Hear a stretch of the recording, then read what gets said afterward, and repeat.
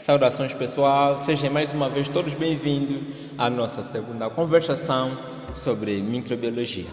Hoje temos o nosso convidado, o nosso colega de Ciência dos Alimentos, Ezequiel Ivo, para falar mais um pouco só conosco. Então, colega Ezequiel, como vai? Muito boa tarde, Patrick. Muito boa tarde os meus queridos colegas lá em casa. Então, colega, você como especialista em micro-organismos, poderia dizer-nos um pouco o que são e os fatores que contribuem para o seu desenvolvimento? Primeiramente, antes de tocarmos no tema temático sobre os fatores de crescimentos que vai envolver para que o micro-organismo possa se desenvolver, temos que primeiro saber o que são os micro-organismos. Na etimologia da palavra, micro, pequeno, e organismo, ser que possui vida. Então, quais são esses fatores que vão influenciar para o crescimento microbiano?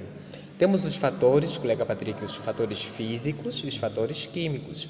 Nos fatores físicos, nós vamos ter a temperatura, a pressão osmótica, vamos ter também o oxigênio e vamos ter também o pH.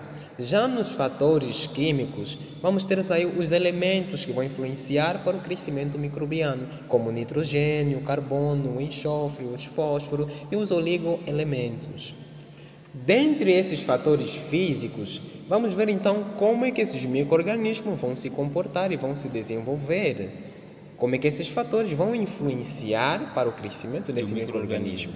Por exemplo, temos o primeiro fator, que é a temperatura. Na temperatura, ele está agrupado em 4 grupos.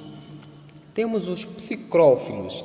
Essas bactérias têm um ponto ótimo de crescimento de 10 graus Celsius. Mas eles toleram, ou seja, eles se desenvolvem também em ambientes com menos de 10 graus Celsius a 20 graus Celsius.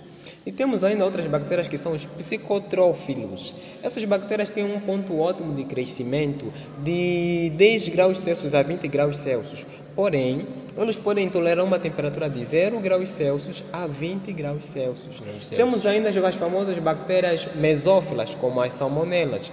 Elas têm um ponto ótimo de crescimento de 35 graus Celsius. Porém, eles toleram de 10 graus Celsius a 20 graus Celsius. E temos ainda as termófilas. Termófilas. Essas bactérias têm um ponto ótimo de crescimento de 65 graus Celsius.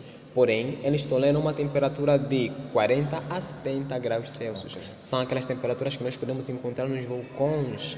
E elas toleram um certo grau de temperatura muito elevado. Ou seja, que muito abaixo desse grau de temperatura eles podem vir a morrer. Não sobrevivem. Já quanto ao pH, nós vamos ter os acidófilos, os mesófilos e os alcafílicos. No primeiro grupo que eu citei, que são os acidófilos, eles crescem com um ponto ótimo de pH abaixo de 7.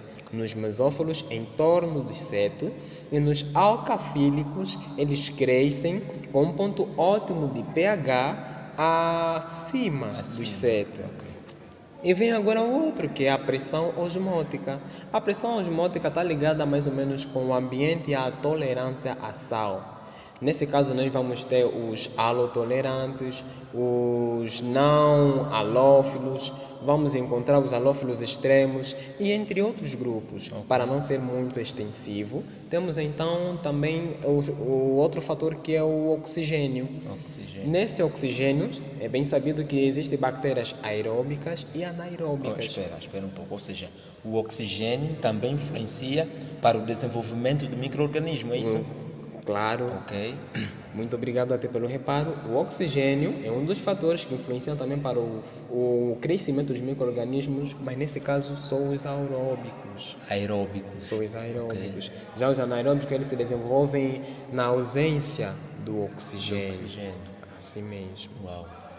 Então, posto isso, esses são os fatores, que vão influenciar para o crescimento microbiano. Nesse caso, os fatores físicos.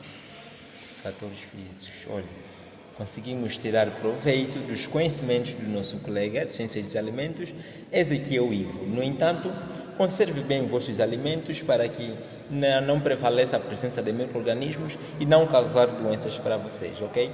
Ficamos por aqui. Obrigado por nos assistirem.